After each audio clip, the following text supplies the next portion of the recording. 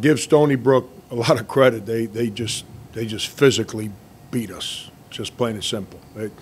It's not like they ran a complicated offense. It's not like they defended us in ways that we didn't anticipate. They just physically manhandled us. They beat us to every loose ball. They beat us to every rebound. They didn't give in. My freshman really tried. Trey Campbell really tried. We got nothing from the older guys, and that's hard to win if you're going to depend on kids that are in college for their second game. And Trey Campbell, who's going to continue to get better, was coming off a major knee injury last year, and then rolling his ankle pretty bad and re-aggravating it and trying to get his legs back underneath him. But I couldn't ask him to play any harder than he played.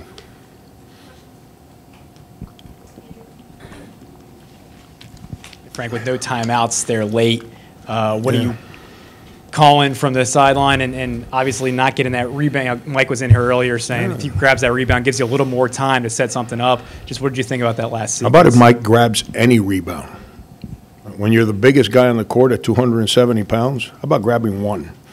But no, it's just, it's AJ, open court, trying to make a play. Justin, kind of ran with him and give their guy credit. We had some opportunities to run their guys off the three-point line, and we chose to stand and watch and be short with closeouts. And when we did that, they scored it. And their guy didn't, sit in the paint or whatever. They matched up in the open court and, and give their guy credit. He went out there and blocked Justin's shot.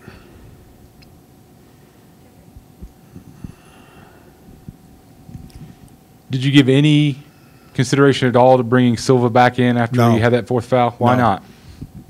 I don't know. You see him play? I was watching the game just like you. It's you can't mess up. A.J. Lawson and Trey Campbell are trying to guard the ball, and his man set nothing but ball screens the whole second half. He's yet to guard the ball screen one time. And if he's not going to guard the ball screen, they're going to kill my guards. So he's got to come out. What's the most frustrating thing about the way your team's playing?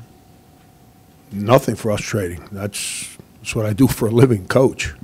We got a bunch of first-year guys. We're hurt. It's hard to replicate practice, real game and practice, because we're hurt and we got first-year guys, and they don't comprehend that yet. I mean, we've got a guy that was just walking the campus as a student 8 days ago. Now he's in practice and he's trying to help us. I'm not frustrated at all. I mean, I'm disappointed in the three guys that have played the most games wearing the uniform, and Chris, Hassani, and Mike. Disappointed that all three of them just not playing well, and but we got physically manhandled today. That's plain and simple. I mean, they shot 38% or something from the field. 38%. We shot more free throws. We missed free throws, and that's the other thing. You miss 8 free throws. We made a couple bad decisions.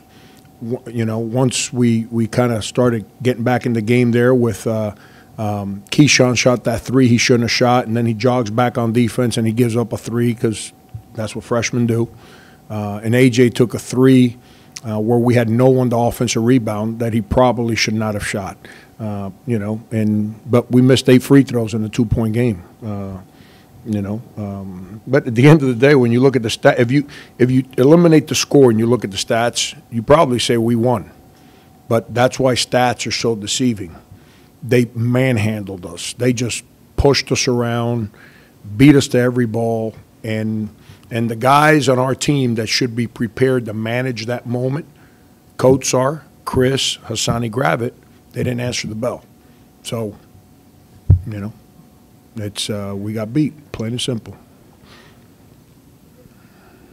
Frank, it seemed on more than a few occasions, though, whether it was a big AJ 3, Trey's 3 that cut it to 3, that it seemed like momentum, you got it back, and they would turn around and answer. Deflate us. Yeah, how deflating was that? And was that what you're talking about, just defensively? Well, it lapses? deflated the old guys. It didn't deflate A.J. Lawson. It didn't deflate Trey Campbell, and that's what I'm saying. It's disappointing. It's disappointing.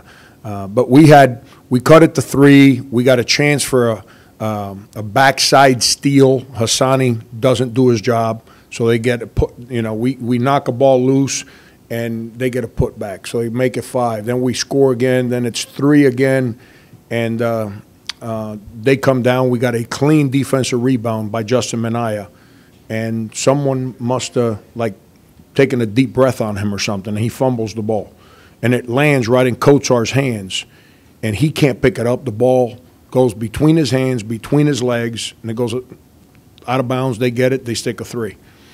So we just got manhandled. Our older guys just got beat to balls, and whether Justin had a chance to come up with a loose ball there late in the game. We kind of pressed them and trapped them and got them a little out of character there, and the ball's right in front of him loose, and he tries to dribble it up off the floor and loses it out of bounds.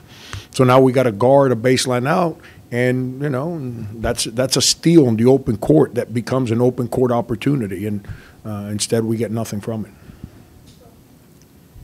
When you're in a situation like this where you need more out of the older guys who are proven, does it make it easier knowing that you could maybe count on that in the next game to have them bounce back, or is it harder to get that out of, say, your younger guys if they were struggling, so to speak? Yeah, I don't know. I don't know. I'm excited about our team. I was excited yesterday. I was excited last month. I'll be excited tomorrow. We're past the days of coaching what we didn't get done today by the older guys. If they need me to coach them, for Chris Silva to have 2 rebounds and Mike Kotsar to have 0 in a game we got punked, then obviously coaching is very overrated if that needs to take place. It's we got to figure out a way to get those guys to give us more, and part of it is practice. We don't have enough guys. Ever since Alonzo Frank had left practice, it's so what I'm looking for, the level of competitiveness in the front line has decreased, and by it decreasing, it puts us in a bad place. It doesn't prepare us for games. You may have already answered this, but when it comes to getting You're sitting right here. You know what I said. But when it's a matter of, as you called it, getting manhandled, is that something that you have to talk to the players about, or is that something that they have to figure out? They don't want to talk to me about that one. I don't think I've ever coached a team, junior varsity, high school, or as a head coach in college, where my team has been manhandled the way we got manhandled today. It's very disappointing. And the problem is that the guys that were trying to fight to give us a chance were the kids that have never done it for me before this year. And that's really disappointing. Excited for them, but really disappointed, with all the other guys. With your team being out rebounded 49-33 throughout the game, and it seemed your team was unable to control defensive rebounds. Yeah. Just what are your thoughts on that? Yeah, well, what happens is our ball screen, they got away from trying to run their offense somewhere halfway through the first half, and they just went to ball screen. And they were putting Chris in every ball screen, and Chris didn't cover ball screens the right way. He hasn't covered them the right way in 2 weeks. And so when he doesn't cover the ball screen the right way, now the ball's coming at the rim. It forces your defense to collapse and rotate.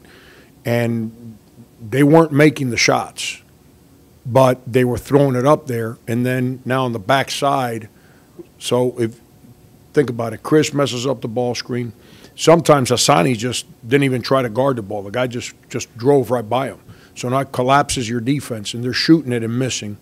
And now here comes the backside guy to rebound, and we're standing there trying to out-jump them.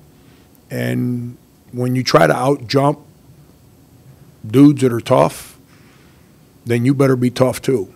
If not, you're not coming up with the ball.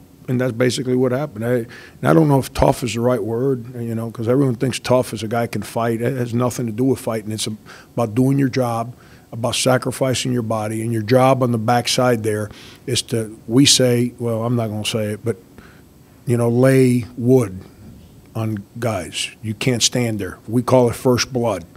And we didn't do any of that today. We're in a jumping jack competition, and we got pushed around, and they beat us to the ball. And by the way, we actually got rebounds in the last 7 minutes to make it a 16 rebound difference. There was a time in the game where they had more offensive rebounds than we had total rebounds. You said after the Augusta exhibition, there were some telltale signs of the way that you guys were playing. Was that a similar feeling going into this game, or was that not the case? Yeah, Augusta game, I just let it be. I didn't never adjusted, never. I just sat there and just let it happen. Today, I didn't do that. That's why we had a chance to win at the end. You know, but some of the same unfortunate situations from Augusta happened here today. Just, you know, we got to. Those older guys have to do something. You can't. You know, I'm not trying to blame guys. Not what I'm doing here. I'm just look at their stats. You know, you want to ask me about what plays I called and all that stuff. Here, I'll give you something. We came out of 4 timeouts today, and 4 different times, one of our seniors didn't execute the play that was called during the timeout. Came out of timeout and did not execute the play. That's how disengaged that young man was, and. It's hard to win a game when that's going on, you know. But that's not his fault. That's me. I'm the one responsible, and that's why to the question, I don't know who asked me earlier, why, you know, did I contemplate making certain substitutions? No. I'm going to win the game with the guys that are giving us the best chance, not who was good last year, the year before, or who played good last week. That's irrelevant. And also, just on the defensive sequence with the shot clock. When you're down 2, how does that vary when you look at it, whether you decide to foul or play it out? Is that a variable thing or is that a game flow thing? Yeah, no, I thought they were scrambling. You know, I started to yell foul, but they were kind of scrambling. They weren't like under control. So then I shut up, and that's exactly what happened. They ended up taking a bad shot, and we can't get the rebound. You know, they made a bad play. So one of their guys, I don't remember who it was, just made a poor decision. And we've got a clean rebound, and all we got to do is get it and go, and we couldn't do it. You know, so then we end up playing with a short clock. And like I said, you know, give their guy credit. He could have run back in the paint because AJ's gotten to the rim almost every play in the second half, and he's coming.